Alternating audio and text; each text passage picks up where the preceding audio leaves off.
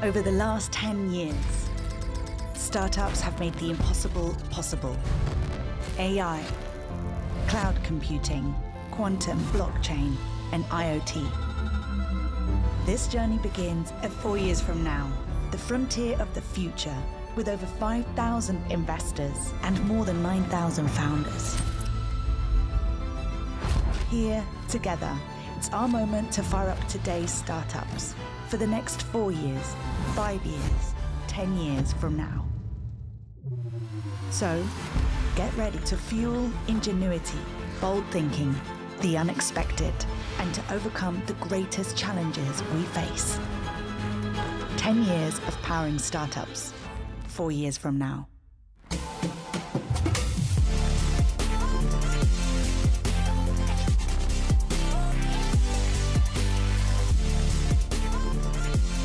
Hola a todos y todas. Bienvenidos al 4 Years From Now de Barcelona 2024.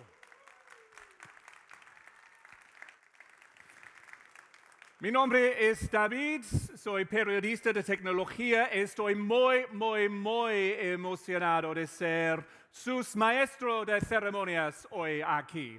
My name is David McClelland. I'm a technology journalist, startup survivor, and 4 years from now veteran. And I am so excited to be hosting proceedings here today at the Banco Sabadell stage at 4 years from now. The 10th anniversary, no less, of the most important, the most influential startup event in the world. For the next 4 days here, we're all about connecting. 4 years from now is about connecting the entire startup ecosystem, from bleeding-edge technologies and visionary founders to insightful product leaders and investors. Steve Jobs, and this is one of my favorite quotes, Steve Jobs is credited with saying that creativity is just connecting things. And here at 4 years from now, over the next 4 days, we're all about connecting things. We're all about this creative alchemy, thrusting atoms, thrusting stuff that I don't even understand, frankly, together and making good stuff happen. And indeed, that's what 4 years from now has been doing so successfully for the last decade. So while this week we'll be looking back at the past, at previous successes, celebrating a decade of innovation and incredible achievements at 4 years from now, we will also be using it as a platform to inform us about the future, about what to expect 4 years from now, 5 years from now, and perhaps even a decade from now. A quick show of hands from you first, though, please. Put your hand up, please, if you've been to 4 years from now before. Wow. I like that. I think it's always the sign of a successful event when we have people returning year after year. Now, put your hands up again, please, if you were here for the first edition of 4 years from now in 2014 in Montjuic. Wow! Yeah, a round of applause, please. That's incredible. We have some decade veterans here. Oh boy, a lot has changed in the last 10 years. Thank you so much for being on the journey with us for the last decade. Now, finally, one more show of hands, I promise. Please put your hands up if this is your first time here at 4 years from now. Ladies and gentlemen, these are the people who need the round of applause. Thank you so much. Thank you so much for joining us on the journey. As those before you have done, connect like crazy. Make the most of this incredible journey, this incredible platform that is 4 years from now. Because 4 years from now, this year, is bigger and better than ever before. Across the show's 4 days, we have more than 900 startups and corporations, more than 300 startup pitching sessions, more than 450 amazing speakers, 7 thoughtfully created themes, programs including digital health, green tech, fintech, and founders. Across 7 stages, including this one, and across 2 floors, you are in 8.1, but 8.0 down below, it's basically this, but all over again. There is so much to see, do, and explore here over the next 4 days. And indeed, we have, according to the data anyway, more than 1,000 investors here with around about 50 billion euros stuffed in their pockets. So it's all good, big numbers, we like that. And on top of that, on Wednesday afternoon, right here on the Banco Sabadell stage, it is the 4 Years From Now Awards, where our 5 finalists will pitch battle against one another for this most prestigious of awards, and a dirty great big check as well to help them on their journey. A lot to look forward to. And indeed, I should say, we're on the Banco Sabadell stage right now, but I must extend a big thanks to all of the sponsors, all of the partners who have helped to make 4 Years From Now possible this year. We'll be hearing more about those later on. Now, if 4 years from now is about powering startups, as we just saw in the film then, I can't think of a better way of starting off this year's 4 Years From Now than welcoming to the stage 2 people who have very much been the engine of this event. So please join me in welcoming to the stage 4 Years From Now Chairman Yossi Vardi and 4 Years From Now Director Pere Duran.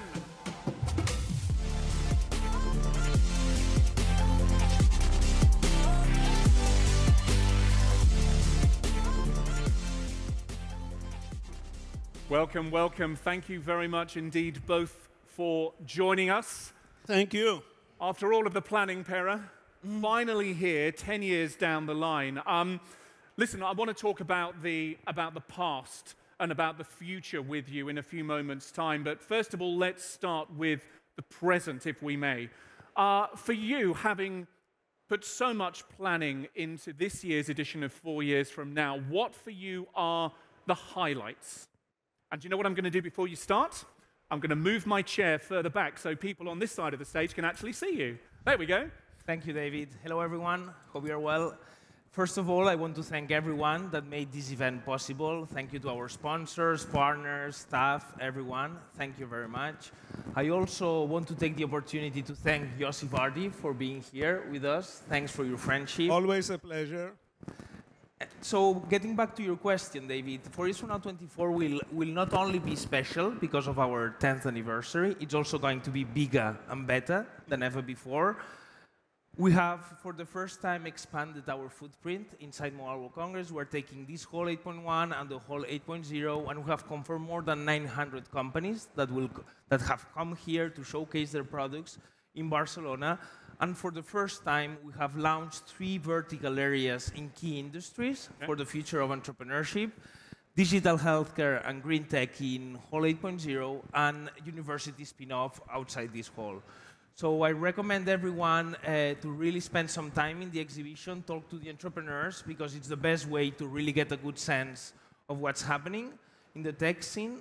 And another highlight before I hand it over, it's the conference program this year. So as we celebrate 10 years, this year we have put a very interesting conference program where we are looking back at what happened in the tech space, analyze the growth that we have seen, talk a lot about the learnings, and look forward as well. And it's in this future part that it gets super interesting, because when we were designing the conference with Carlos, that he leads the conference, we realize how big are the changes we're currently living in. Technologies such as AI is really making us question everything, right? We're talking about what it means to be human, our limits, our values, how to regulate technologies. And all these questions that used to be philosophical questions a few years back today are questions that are becoming engineering and practical questions that we need to face. So 4 Years From Now 24 will combine very good debates on stage with great technologies on the show floor. So that's the present, and like I say, I enjoy this idea of using the past to inform the present and give us a guide, if possible, towards the future. We saw a film before we opened this morning with some highlights, some reflections on the last 10 years, the first 10 years, perhaps, of 4 Years From Now. What are your reflections on the last decade of the ecosystem and indeed of 4 years from now and its growth? So I've been very lucky to have met Yossi first 10 years ago and be an observer of everything that Yossi do and be an observer of the startup ecosystem. And there's a couple of thoughts that I would like to share. The first one is that startups today have become very important player of the modern economy. Mm-hmm. And something like this that seems pretty obvious today, it was not that clear back in 2014 when we went to Tel Aviv and different places. And a great example is that today a startup event, such as 4 years from now, is at the center of the biggest tech show in the world. And this is super cool, and I'm really proud of. And the second one is around tech development. I believe that our capacity to develop technology is nearly limitless. We've seen this with COVID, how quickly we release a vaccine. We are seeing it now with green tech technologies as well in order to mitigate climate change, AI. So all these very powerful technologies, we really need to make sure that they are not concentrated in a few hands, and this is going to be an important topic as well in this year's conference. Super. Thank you very much. We'll come back to you in a couple of moments' time, maybe to build on some of those. But Yossi, coming to you now, your experience and perspective in technology investment long predates 4 years from now, it's fair to say. What are the key lessons that you take away from your time as a technology investor, and indeed over the last decade, working with entrepreneurs, with startups in forums such as 4 years from now? Yeah. First of all, I want to thank the participants, the 4YFNers who came again. We are really grateful. We cannot make show without audience. We try to do it, it doesn't work. So thank you for being here, and we are really happy you are here. To address your question, the main change that we saw in the last 10 years, even 15 or 20 years, is that the whole way innovation is being created and being pursued in the tech world have been changed completely. Until some 15 years ago, innovation was the monopoly of large companies, either business companies or academia or government institute. The internet gave the chance to democratize innovation. 20 years ago, if you wanted to develop something, you had to go and buy servers and equipment, etc., etc., etc. You needed big budget. Getting the budget was very, very cumbersome. Today, you have a laptop. You can buy a laptop for $200. You have an account with one of the cloud suppliers. So you have an internet line, and you can be in business, at least up to a point, at least up to a proof of concept, and you can do it very quickly. And the fact is, go to the shops of Apple and Google and see the millions of applications which are being created all over the place. Most of them will not survive, but still, it's a manifestation of the innovation. So the main change is the innovation. Now, so all these young guys began to innovate, but there was no marketplace. For them to meet the vice presidents of big companies was impossible. Also, the vice president couldn't handle, you know, the hundreds of thousands of young people who try to reach them. So I think the success of this event and the wisdom of Mobile World Congress was that they understood it quite early and created the meeting place. And now, 4YFN is really a meeting place for two things, for ideas and for large companies to meet small companies. I will conclude this part by telling you that Pere told me yesterday that this year, more than any other year, we saw the large companies are interested to come here, to have dialogue, to take part. So this is the scouting place. And if you are smart, the audience, you reach out and you try to become an active player in these scouting games. This is the reason why Pere have put a lot of pitches corner and pitches in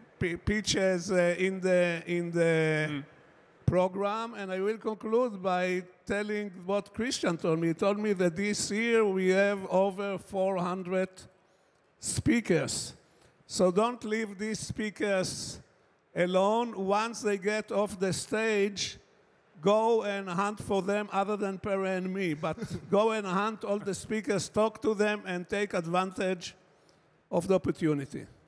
And use tools like LinkedIn to connect with them, even if you can't hunt them down. This show floor is busier than ever, larger than ever. Yeah. So use those digital tools to connect digitally. Hey, I loved your talk on how to create a business in 2 minutes using generative AI. Let's connect. Your point, Yossi, there about technology, the platforms no longer becoming the barrier to create new value, to create new innovations, is a really strong one. And that's a theme that I think we'll be talking about in that generative AI, how to start a business session later on. We had 2 minutes without saying AI. Sorry, everyone. That was the bingo card very early ticked off. Yossi, as we look forward to the future then, Pere has set the scene for this year's event. What are you most looking forward to seeing playing out on the show floor? Generative AI undoubtedly will be a big conversation point, among other things as well. And what are you expecting maybe 4 years from now, maybe further out? Okay. First of all, I would like to say that as far as I'm concerned, it's less important what are the topic. It's more important creating the access to the young people. You see, once you create the access to the young people, I spent big part of my time during the year just creating access to young people to reach to the big companies, because this will rise up the topics that we cannot mention today. You know, I'm telling you, sure, you know, we will have AI and we will have talking about quantum computers and big data and digital health, and we will talk about all these things. The more interesting things are, the more interesting question are what are the things behind the corner that we don't see them and how we discover them. Yeah. This is really the interesting question. And in order to let these topics go up, you need to give the people with the crazy ideas, with the strange ideas, with the doubtful ideas, a platform to talk and to spell it out. Because from all these crazy things, some things will come out. And I think that's the main challenge of this show and other shows and the industry, how to give the young brains a chance to go and unleash what they have in the brain. Now, if you want topics, I can give you all the jargon and all the... No, I will... The known unknowns. We know they're out there, we just don't know what they are yet. Okay, thank you very much. Pere, same question to you, I guess. This theme on my mind is about learning from the past in order to maybe inform what trends we might be able to spot in the future. So building on perhaps on what Yossi said, but also naming some of the trends that we do know are out there. What are you looking forward to seeing? What are you seeing just around the corner? Yeah, I mean, I'm going to share some high-level ideas. The first one is that I believe that we're living in a transition period, and transitions always generate opportunities for entrepreneurs. Yep. We're moving from an industrial age to an age of information and a more decentralized system. Decentralization, again, will be a very important topic at this year's conference. And as technologies are really empowering individuals, Yossi mentioned, now an individual has the capacity to build a company from home, share their political views to millions of followers, to work from anywhere and just pay taxes to wherever they want. So as we move towards this individualized society, we really need to make sure that we keep kind of common good as a key priority, because there's less attachment to a bigger cause in general. The second one is I believe that we are in a tech event, but I'm a strong believer that I believe that humanities will play a very important role in the future. A world surrounded by technologies will require business leaders with humanities skill sets, and that's why at 4 years from now, this year, you will see plenty of people from the cultural community, the academic community as well involved. And last but not least, I believe that green tech and digital healthcare will play an important role. That's why we have launched 2 vertical areas in Hall 8.0. If you ask any investor or corporate today what they are interested in, they always respond to things today is AI startups and companies working in these industries, digital healthcare and green tech. So it's important that if you are considering to launch a new venture, to consider this as an option as well. Yossi, you had a quick point. I would like to suggest one topic, which I'm sure is going to be very important in the next 10 years. You know, as I described just a minute ago, we unleashed a huge power out of this jar, you know, a huge genie. And the internet is providing a lot of things. With all the good things which the internet brings, it brings also some issues that so far we didn't deal with them. You know, the negative effects of the social networks, the addiction to screens, etc. And I'm sure that the next 10 years, big part or considerable part of effort will be to how to control these things and how to get the best of these amazing tools and to leave aside the bad things. If we are not doing it, or whether we do it or not, civilization is going to change its nature. And this is one very important task for us, and also a good business opportunity for the next 10 years. Final thoughts from both of you before we wrap up and move on this morning. Yossi, I've got 2 quotes for you. You may recognize them. If you are afraid to fail, then you should go and become a banker. And you cannot expect to succeed if you can't take a punch. Recognize those quotes? Yeah, sure. The story of my life, you know. Those quotes are from Yossi, by the way. So, besides becoming a banker, what advice would you have for the entrepreneurs, the founders in our audience today to conquer their fears and to take risks, particularly where we are right now in a period of uncertainty in many places, I think it's fair to say? Yeah, maybe one of the most important advices, you have to ask yourself if you can come into grips with the following things, that failing is not failing. Failing is just the cost for doing success. If you are able to take the punch and say, okay, in order to get to success, I need to get so and so many punches. If I can get the punch, I will be in the business. If you are offended, insulted, hurt by the punch that sometime you lose, you better go and become a banker. Seriously, a banker is a nice profession and your mother will be very proud of you. But if you want to be entrepreneurs, you have to understand that you should go on stage and say, not only I had so and so many successes, but I had twice as many failures. And actually, Truman, the US president, said it much earlier. He said, if you can't stand the heat, don't go to the kitchen. And if you cannot stand the failure, don't become entrepreneur. Or in other words, how Nike said it, just go and do it. Go and do it, either you fail or you succeed.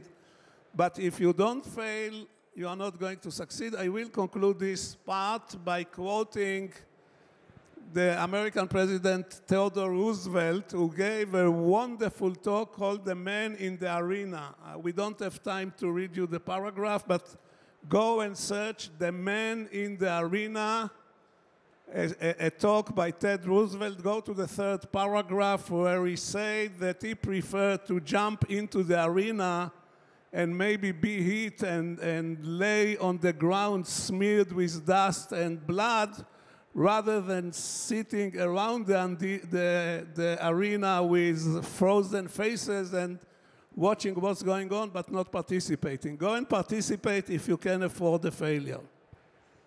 Be participants, everybody. And by being here, I guess that's exactly what we are being. Pere, final thoughts from you. I think we can safely say that 4 years from now, 2024, is officially open, so congratulations. Take a breath. Try and enjoy the next few days.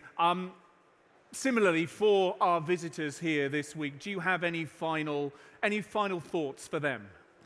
I mean, we've discussed a few things. I think at the end, 4 years from now, mission is to support founders get business done, right? We believe that we're the best event to get business done. We have put plenty of activities this year to make that happen, and I'm hoping that this edition will help many founders. And last but not least, before we go, we have now 3 individuals that are very influential in the startup ecosystem that will be speaking. They represent very different areas in the startup ecosystem, and they have great insights to share about the future of tech, their learnings, and I'm really looking forward to hear what they have to say, and I'm really honored to have them today. Yossi, bursting very quickly, Yossi. One sentence. There is no show or no conference for startup that behind the wall you have a whole industry, huge industry, hundreds of billions of dollars, the telecom and the data connection, etc., which is just behind the wall waiting for you. So use the opportunity, try to interact with the industry. You are 2 meters away from a very big market. Take advantage of it, and we would love to see you next year. Take advantage. We've got 2 floors full here, hundreds of speakers, hundreds of investors, hundreds of startups. Goodness knows how many sessions on stage, and we do need to continue with those right now. But ladies and gentlemen, for now, please do show your appreciation for Pere and Yossi, the chairman and director of 4 years from now. Thank you both.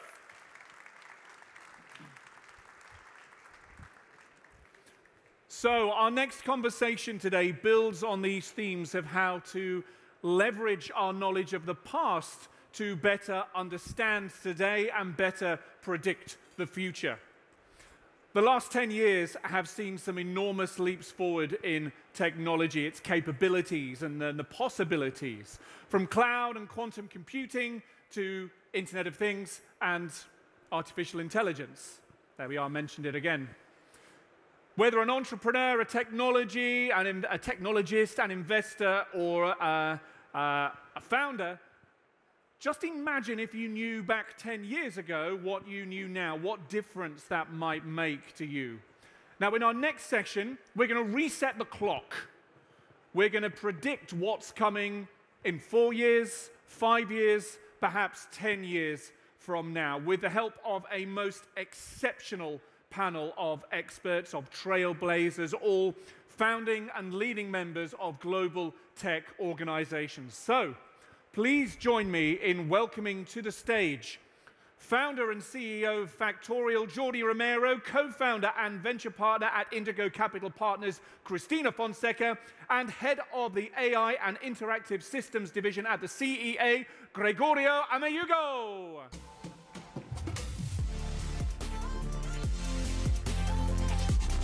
Welcome. Thank you. Thank you very much indeed for joining us. So how this session is going to work, we will be having a panel conversation in about half an hour's time, but after we've heard a few words from each of our guests. So first of all, we're going to come to Jordi, who is one of the most significant founders in Europe. He's going to share some insights and thought leadership on the past and the future of entrepreneurship. And Jordi, of course, for those who don't know him, CEO and founder of Factorial, finalist here in the 4 Years From Now Awards 4 years ago, and, well, recently, I guess, a European unicorn with Factorial. So, Jordi, the stage is yours. Take it away. Thank you. Good morning, everybody. Welcome to Barcelona, if you just came for the Mobile World Congress in 4 years from now. My name is Jordi. I'm founder and CEO at Factorial. I'm also partner at ITNIC, a small investment fund out of Barcelona as well. I'm going to tell you a little bit about what we do, and then I'm going to share, I don't know if thought leadership, but at least some experiences, some very practical advice on some things that Factorial learned over the past 7 years. What we do, just in 10 seconds, we help small and medium-sized companies automate all of their HR processes. We work with SMEs, meaning we need to do things at scale in a very efficient and effective way. We have over 10,000 customers all over Europe and America. We've got 1,000 employees, 4 offices, Barcelona, Miami, Sao Paulo, Mexico City. So let's get to the tactical learnings. 7 learnings in 7 years. Okay, I'm going to try to be fast. Let's get started. First of all, co-founders. You're signing up for a very long journey. We have been going for 7.5 years, and I have the feeling that now, finally, we have a business. The first 3 years for us was purely crossing the chasm, trying to figure out if we had the right to exist, if there were customers that were willing to pay something that would justify a business that would be able to exist, to grow, to return the money to the investors that we had raised. So that took us almost 4 years. Then the following 3.5 to 4 years have been scaling and scaling and scaling as a startup, which means unprofitably. Again, trying to figure out, will you ever get there? Will you ever get to a large enough size where you can justify all the money you raise, return it to the investors, become sustainable, profitable, and continue to grow and serve your customers? So who is willing to sign up for a 10, 20, 30, 40-year journey? Almost nobody. That's been my learning. Like, it takes a very long time. So what do you need? You need someone who is willing to go to war with you. Somebody who's willing to go through the highs and lows. So for us, it was very important that we found somebody that was very complementary. In our case, it was Pau Bernat and myself, 3 of us computer engineers, very complementary, as you can imagine. But actually, we were very complementary. One of us was the deep tech person, the other one was the market visionary, and I was the one that was going out and just selling to the first few customers and hiring the first few employees. Second is relentless optimism. Again, these things are very hard. So what does it mean to be a relentless optimist? Well, I think optimist everybody understands, but relentless, I just wanted to share the definition here with you. Relentless is defined as unceasingly intense.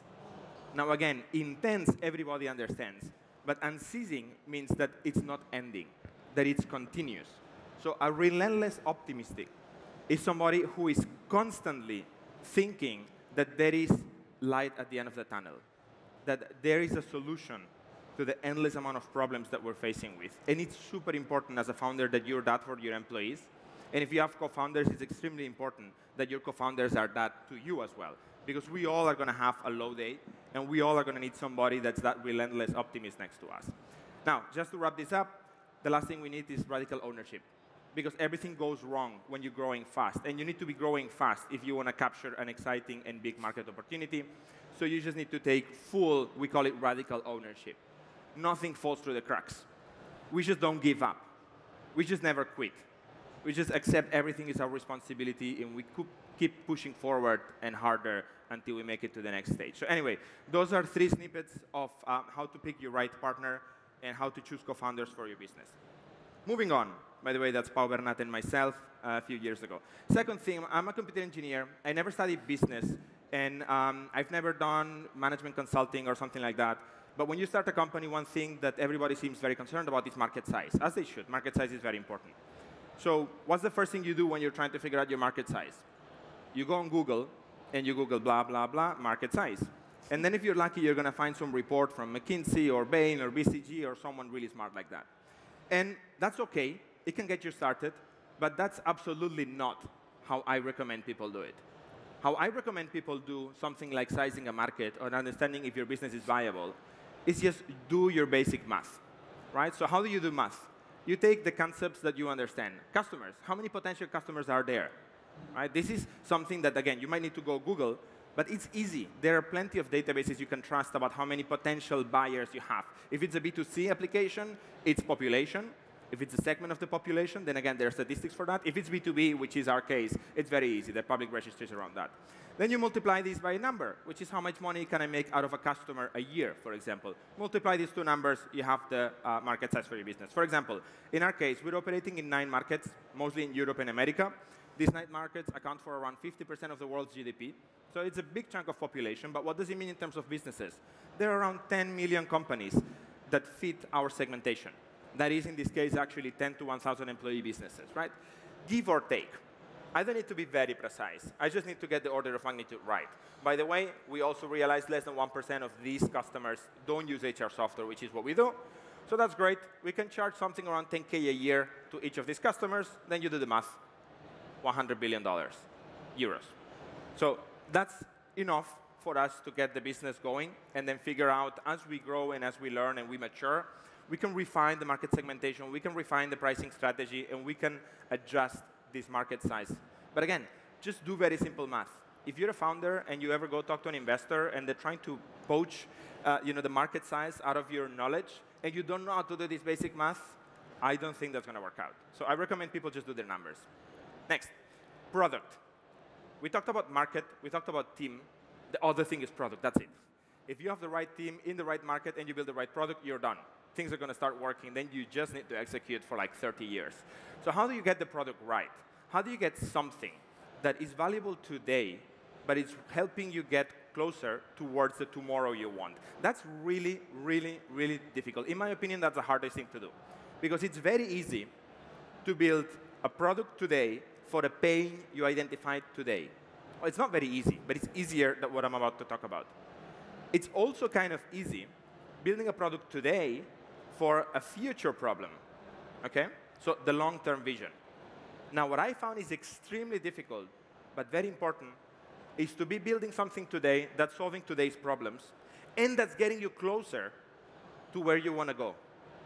So doing these things at the same time, solving the short term and the long term, not accepting the trade-off, right? Not accepting this trade-off, just pushing very hard as a founder, and like not giving up in the short term, and definitely not giving up in the long term, was one of the hardest things. In our case, how did we do that? We do HR software.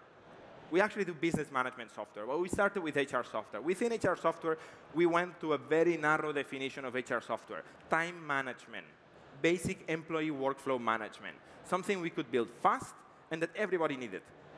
Now, it was not the #1 biggest pain of these 10 million SMEs I talked about, but it was a pretty big pain for pretty much all of them.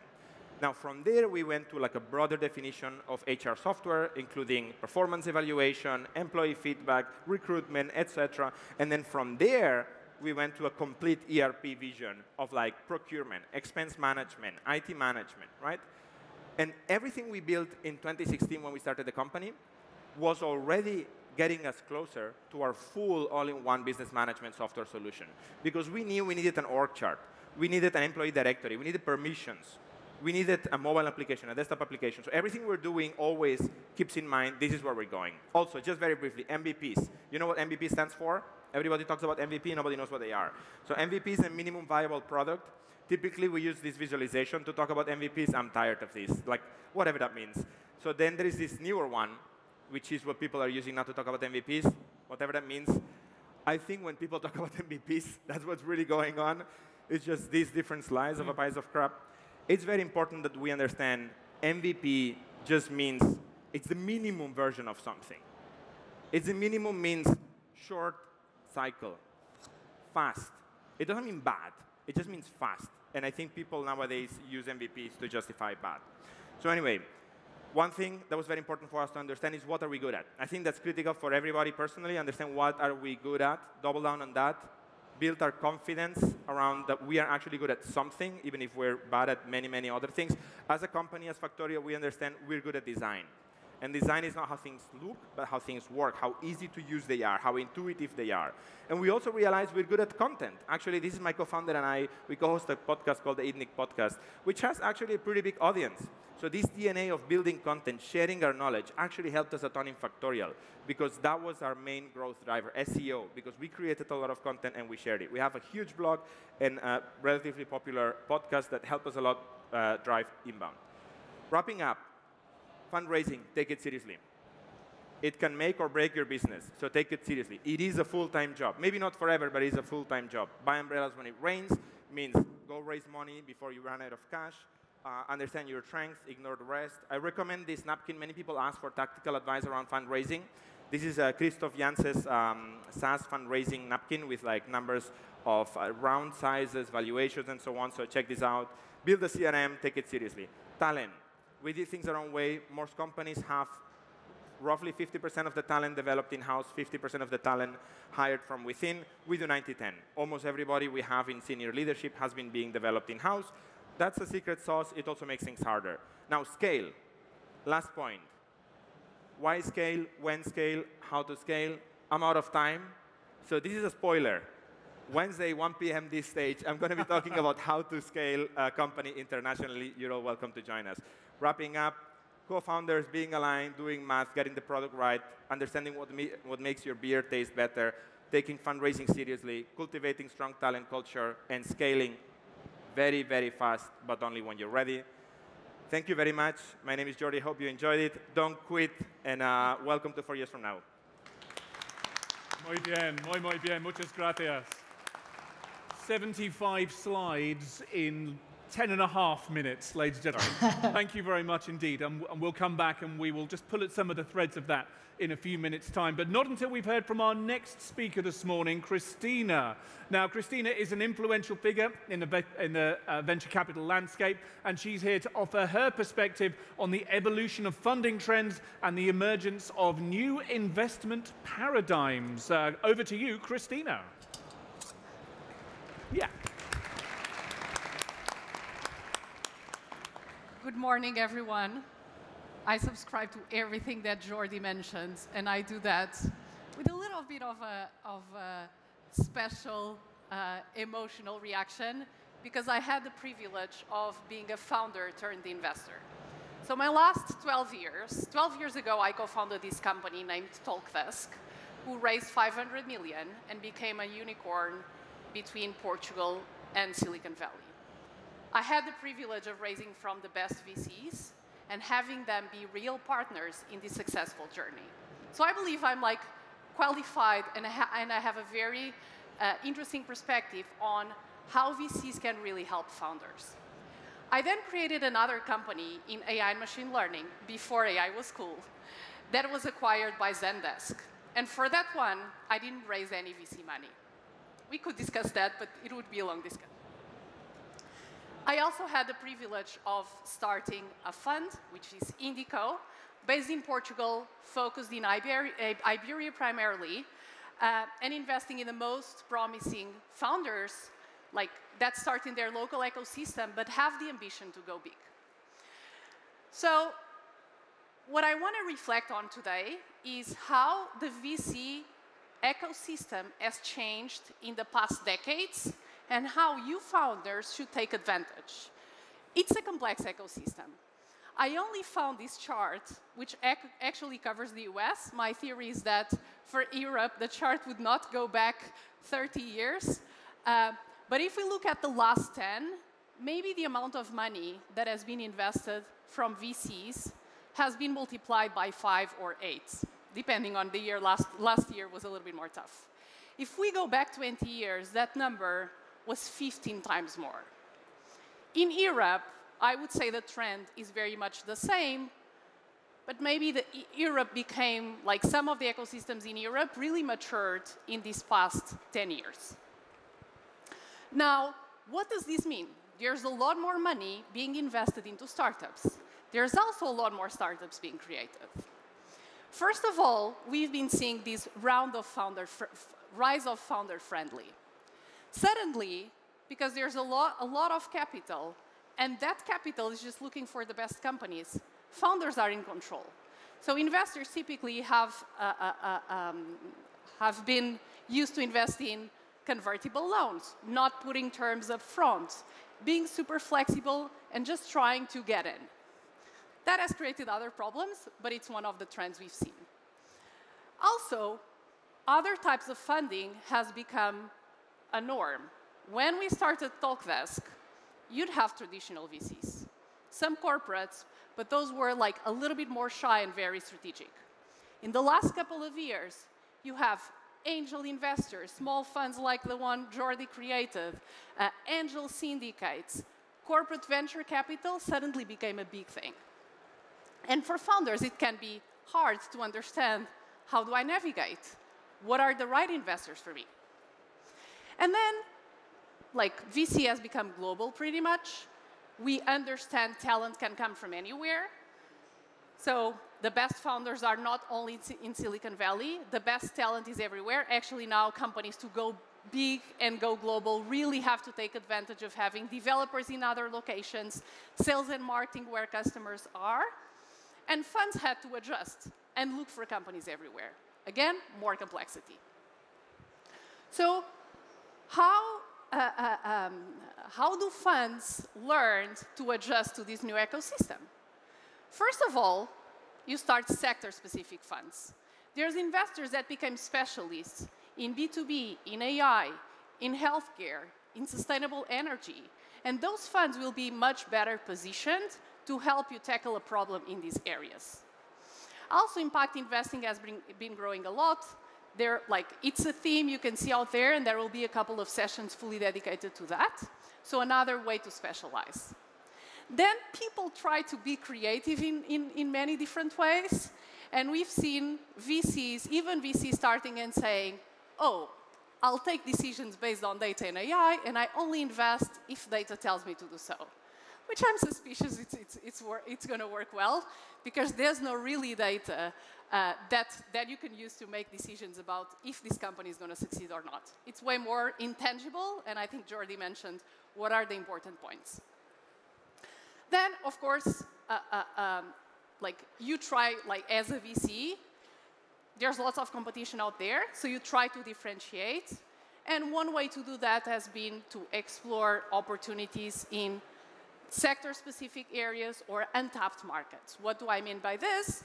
I can invest in underrepresented communities, female founders, specific geographies where VCs didn't exist before.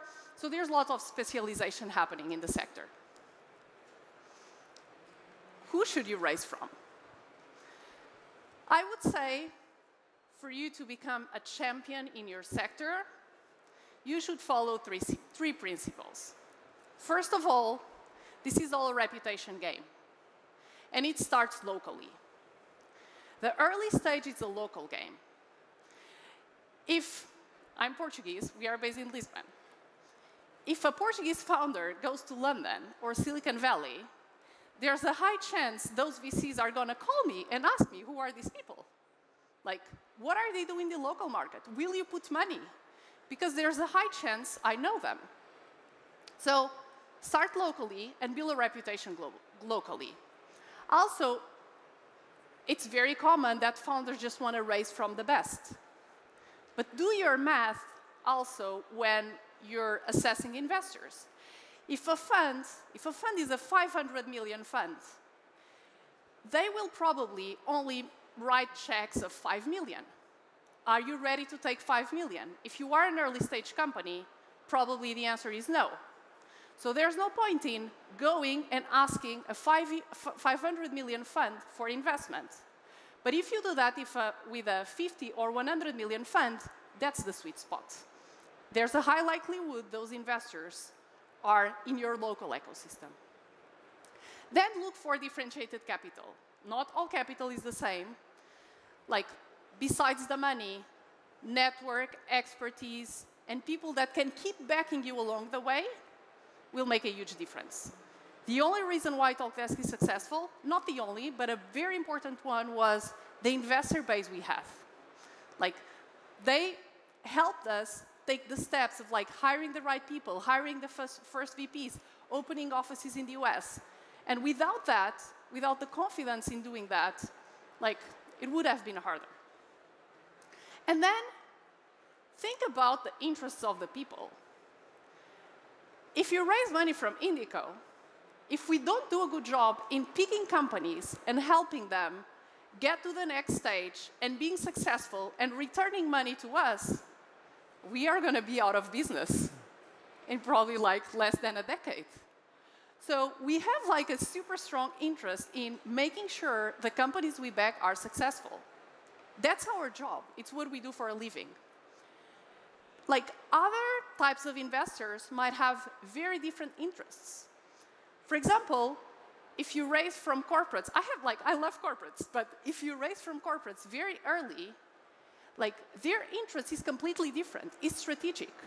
That's why it's way easier to raise from them a little bit in a later stage where they can help you on the go-to-market. You already have a product. They are not going to influence you navigating the early stages of figuring out exactly what you should build and what you build it and how you build it. So just to make it like, this is my last slide, just to make it like tangible, how do you make your fundraising journey smooth? Smooth, like, I don't know if that's possible, but I would say we had a quite smooth journey in terms of fundraising. First, because we built the right product. And if you build the right product, investors will come. Then everything else comes after. The most important thing as you fundraise, it's not a pitch deck, it's not a financial plan, it's not a data room. All of that is very important, but if the product is not there, then we have a problem. Hire great people.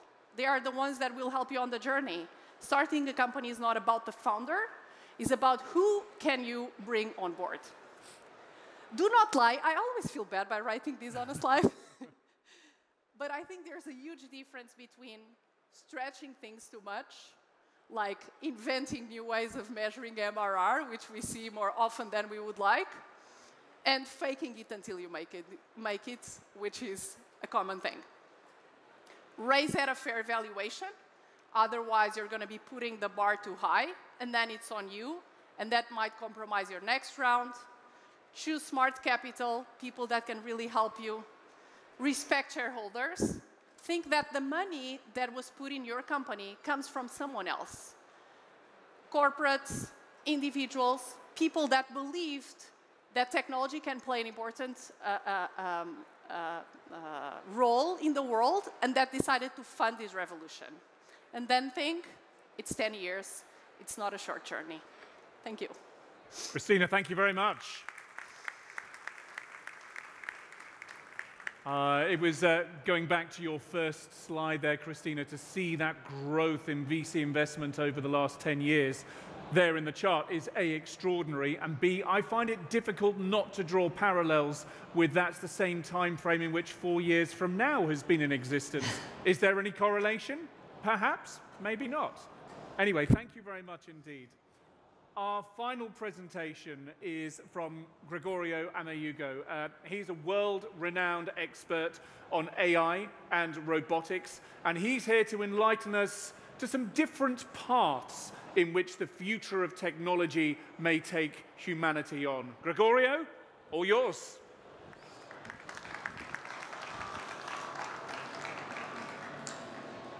In ancient times, it was common to mark occasions such as this with a human sacrifice. It's a great honor to have been chosen as the technologies that will be sacrificed before you today.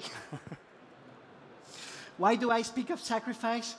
Well, prediction is usually very difficult, especially about the future.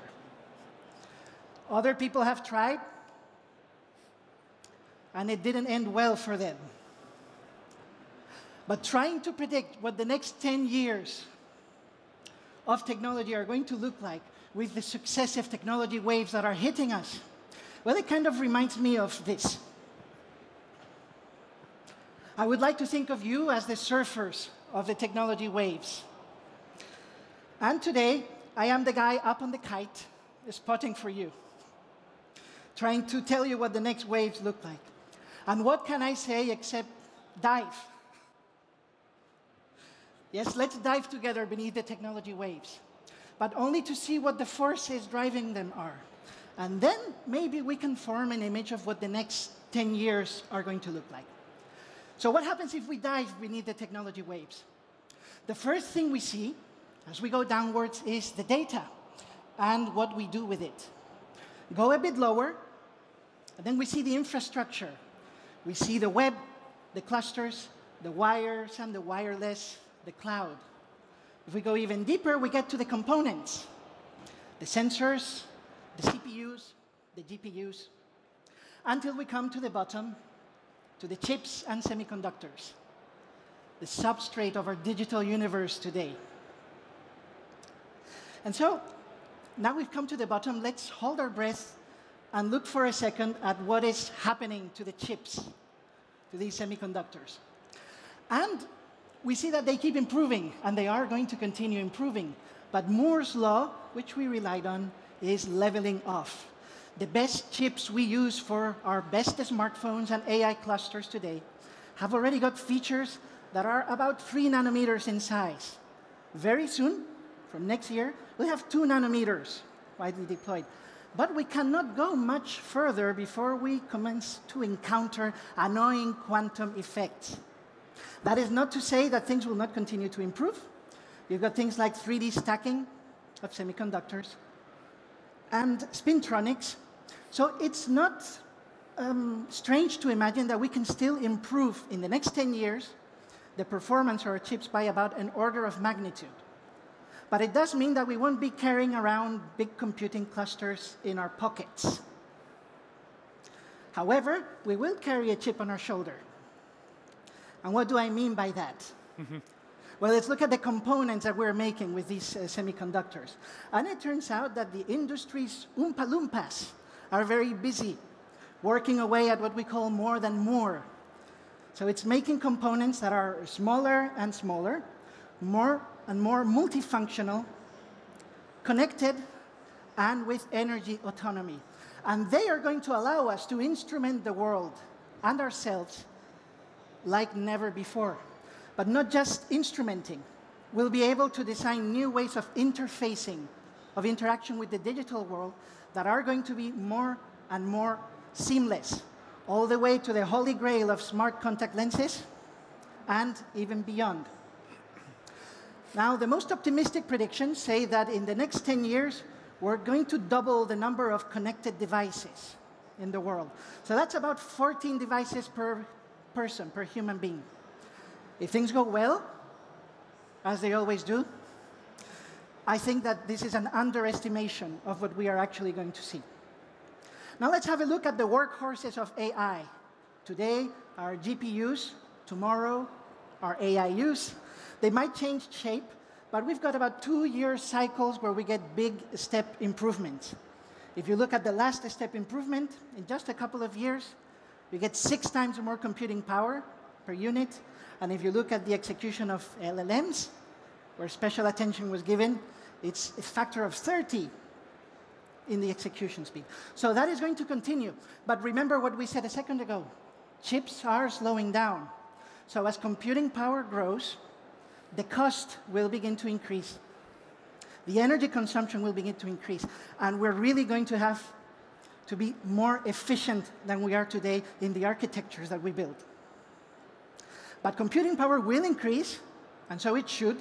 We're going to need it. And within the next 10 years, we could be looking at 2 to 3 orders of magnitude in that increase. Of course, there will be hyperscaling, as we're doing now, but we need to go further than that. And the way in which we distribute this computing power that is going to keep increasing is actually going to be very important. Our very freedom could actually depend on it. But more on that tomorrow. So, why are we doing all this? Well, of course, it's all about the data. And if smartphones and cat videos allowed us to enter the age of zettabytes already 10 years ago, generative AI, first-person AI, and the Internet of Everything are going to take us into the yottabyte age. So I'm going to let you read the zeros, if you can. It's going to be data that's going to be gathered constantly from ourselves and from the world, but also contrasted with data from elsewhere, even our genome. And that is going to be used to create new models that we don't have today. Models that will improve our sports performance, they will improve our mental health, and they will improve our productivity. No stone will be left unturned or unscanned. And when we look at how these mostly exponential technologies are going to interact over the next 10 years, it's sure that they are going to interact with each other. Now, the dots that you see back on the screen, they're all potential tipping points as these technologies feed into each other and open up new wonderful opportunities. I'm going to talk about two today that I like a lot. The first one is multimodal first-person AI. And now you might say, big deal. We've got Meta and Apple next door. They could tell us about that. Well, the things that we're beginning to see in spatial computing are nothing compared to what will happen once the data we've gathered, the models capable of handling that data that we're still developing, and the computing power that we need to handle these models all come into play. We are talking about personal assistants, providing us with situational awareness in every situation. So this will come in waves. It's not ready yet. What you are seeing is not what you're going to get in 3 or 5 years, but this will be a space to watch. And now I wouldn't be a very good robotician if I didn't talk about humanoid robots. Will they ride the wave as well? Will they ride the wave and join us at the beach? Because we're spending a lot of money on their surfboard. Now, my take on it is that they will, but they will not ride the first wave or the second wave, as we might believe. We're talking more about the third wave, because there are things that still need to improve a lot. Bear in mind that these things are more complicated than autonomous cars, and we're having trouble deploying them. So you need to improve the energy, you need to improve the cost, and you need to improve the intelligence of these things so that they can handle unstructured situations. But hey, good news. The same technologies that we were just talking about, first-person AI, are just what these things need to become better real-world assistants. So I don't think that in 3 or 4 years' time this will be ready, but it's possible at 10 years. And of course, you will be able to get a humanoid robot making this speech instead of me in a much shorter time. I assure you it would be more boring. And given the illumination, lighting conditions, you probably need help getting it off the stage. But that's okay, because all the efforts that we're going to make in this direction are actually going to benefit other robotic architectures that can be deployed much earlier and that we need very sorely. It goes from environmental robots, recycling robots, and service robots. It will not be wasted. Now, whatever the next 10 exponential years hold in store for us, we can be sure that we're going to keep spreading this digital blanket that we're wrapping around the universe. And it will extend to our bodies and to our minds. The Internet of everything will also be the Internet of you. And we will have more knowledge about the world and about ourselves than we have ever had. Of course, knowledge is power. And it can be power over ourselves to improve our health, to improve our world, and to finally improve the human experience. Or it can be power over each other, to control us, to anesthetize us in ways that we cannot even begin to fathom yet. So actually, the tale that I am telling you today is the tale of two futures. It will be the best of times. It will be the worst of times.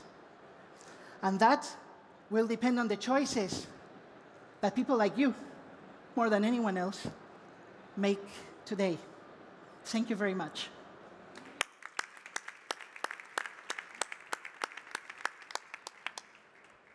No pressure, everyone. Thank you very much indeed, Gregorio. We have time just for a short chat now. And Jordi, I want to roll us back to your conversation, packed with tips and do this takeaway advice based on your journey with Factorial. But what I want to know is, what did you get wrong? Of course, we learn lots of things from the mistakes. That was what Yossi was saying earlier on. So what have been some of your biggest mistakes and therefore learnings as a founder and then a scaler? So I'm going to answer in 10 seconds, but first, a disclaimer. I don't regret anything. Right? So there's been plenty of mistakes. Yeah. Like more mistakes that I can count. But I'm very happy where I am today, so the mistakes are part of it. I think mistakes are an inevitable part of a journey, especially when you're creating something new. When I think about the most impactful mistakes that we've made, they all have one thing in common, which is people hiding. letting go, not letting go, like people. So, and all the people decisions or mistakes start at the hiring moment. So I would say the biggest mistakes we've done go around hiring. And if I double click there, then it's like, why did we make a mistake around hiring? I think it comes around this concept that many entrepreneurs, especially if they're technologists, I think, and especially if it's like first time and young founders, make, which is assuming other people know things. Right. And my conclusion after like, I don't know, 20 years building software and like 15 years building software companies is like, the world is full of well-intentioned idiots. You know, like, we're all doing the best we can. There are no geniuses. There is no magic hire that's going to solve all of your problems. So if you cannot solve your company's problems, you're not going to solve them, you personally. You hire people to scale, to gather more ideas, to try to accelerate, but especially to scale. But you don't solve a problem by hiring somebody. Each time I tried solving a problem by a magic silver bullet that was a hire, the problem wasn't solved, the person didn't succeed, and the impact in the team culture was like huge. So I had to undo this decision, which is very painful, and then recover from a hole that was created out of a bad hire. So hiring, in case of doubt, don't hire. So what is your advice for knowing when to hire and for getting that hire right? What lesson did you learn then from that? So I think the key part is I would know how to do that if I could dedicate my full-time person to do that thing. So I need to have a pretty good idea of what I would do if I had like 24 hours, 7 days a week for that particular part of the business. Then I feel like I'm ready to hire. If I'm not confident about that, then I should figure out better what's the problem before I hire somebody. And then hire as late as possible. I will just extend that question further down the panel as well. Cristina, you were knowing noddingly when Jordi mentioned people there as part of the big mistakes he's made. You've been on this journey yourself. Are there any key mistakes that you've taken learnings from? My answer would be very, very similar. And I would say, like, none of us wakes up and does everything right every day, but founders sometimes pretend they do. So I think you will be successful if you fix your mistakes faster than other people. Like, we all make mistakes, and hiring, like for us, was also top. But I think we were quick enough in fixing those, understanding this is not working, we need to do something. So fix your mistakes faster. Don't be in denial. It's very easy for founders to be in denial and believe like things will work and like there's stuff we can do. If you see it's not working, just fix it. And then, of course, no one will come and solve your big foundational problems. That doesn't happen. Cristina, just coming on to your presentation there, some really interesting insights about the evolution of funding trends over the last few years, those sector-specific trends, impact investing, and so on.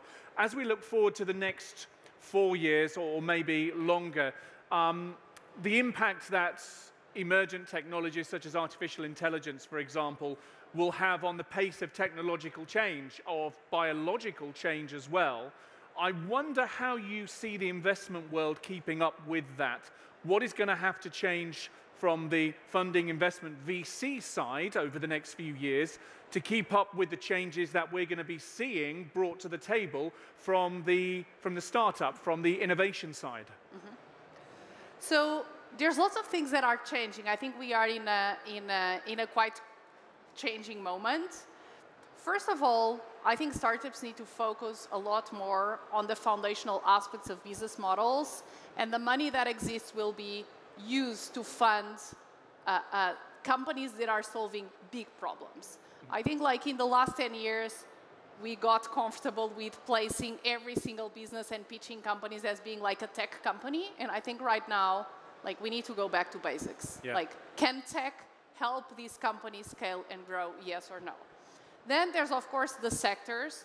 There's, I mean, like, we have a fund fully dedicated to the blue economy because there's lots of potential there. There's a million problems that affect our environment, and technology can be a forcing function in us solving those problems. So there's a lot more money being funneled to real problems of the world versus, like, creating businesses that are tech-enabled. Like, how do I receive my shoes faster? It's cool, but it's not like a fundamental change.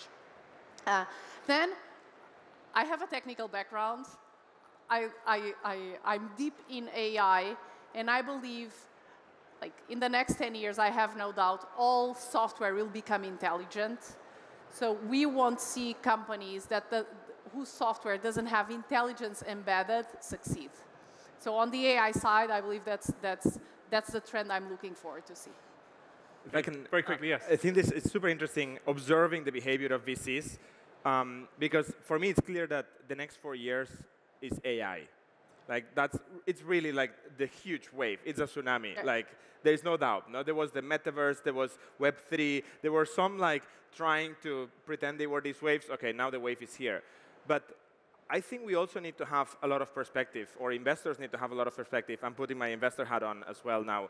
Because if you look at some of the previous waves, like the internet was a massive tsunami as well.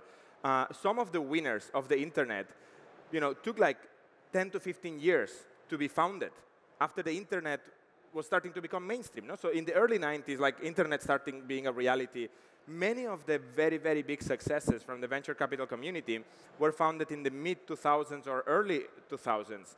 And now in the AI wave, who is the biggest winner of AI? It's almost 40-year-old company called NVIDIA, or 30-something-year-old company. It's too late to invest in NVIDIA. I mean, you can. It's traded, but it's probably too expensive now at $2 trillion. But it's like, okay, open your view of like what from the last few decades and what's going to happen in the next few decades is being changed now, instead of just assuming that the next startup that says AI in their pitch is the one that's going to get all the impact. I think actually this wave makes it harder for AI companies because it takes a lot of money to invest in AI, to build the models. Yep. Like, customers are going to buy AI from the companies they already have a relationship with. So if it's a corporate that has 20 years old, and they have AI, it's easier compared to buying AI from a startup and having a million questions about privacy, security, and so on. So dynamics are a little different these days in regards to AI. Gregorio. Yeah, first I'm really happy that none of my colleagues said that we could use biotechnology to change VCs themselves. But what's Come do my job, I don't mind. What's very interesting, and I agree completely with what you're saying, is we're in the middle of a revolution here. So there is a bit of a frontier land feeling. And I come from the deep tech world. I think VCs can play a good moderating role, because in an age like today, you have startups that try to be everything at once. And there is a huge effort now to deploy a new paradigm, but we don't know who the winners will be yet. I think we're in a paradigm shift more like the platform model, and I think that startups need to focus on where they can add value on top of this. And it's, of course, too early to see this, but I think that things are going to settle down very quickly now. Gregorio, just coming very quickly, finally, to your presentation. Your tale of two futures, it riffed on the lines, it will be the best of times, it will be the worst of times. And as many people will recognize, that's from A Tale of Two Cities, a novel by Charles Dickens. And you conclude that the future we end up with depends upon the decisions that we make, we make today. Now, going back to that novel, the bit you didn't include was the next two lines, which were, it was the age of wisdom, it was the age of foolishness. So my question to you is, what are the wise decisions? What are the foolish decisions? How can we make sure the decisions we make as individuals, as collectors, as a collective, as a society, are the best decisions they possibly can be, so that we end up with the good future, not the rubbish one? And that is a wonderful and very philosophical question. That was my intent. So let's try and zoom in. So if we look at us collectively, I think so far there is only one instance I can think of where humans have managed not to push the red button when we have seen a red button. Yeah. And I would say this is in the nuclear area, but the jury is still out. So we complain when we talk about regulation, and there is a big debate to be had regarding the field of artificial intelligence, what different governments and institutions are doing. But it's sure that we cannot simply rely on what's going to come up before we take actions to protect ourselves. So if you imagine two different views of the big bubble that we're creating now, it's either a bubble where there will not be humans anymore. It's okay if you're the last human on Earth, right? Or there is a bubble where we still need to exist. And then it goes all the way down to the individual. Are we creating solutions to empower them, to create situational awareness, to create co-workers that will complement them, or are we just following the logic that works very well in the short term, by the way, an economic logic to just see how far we can go?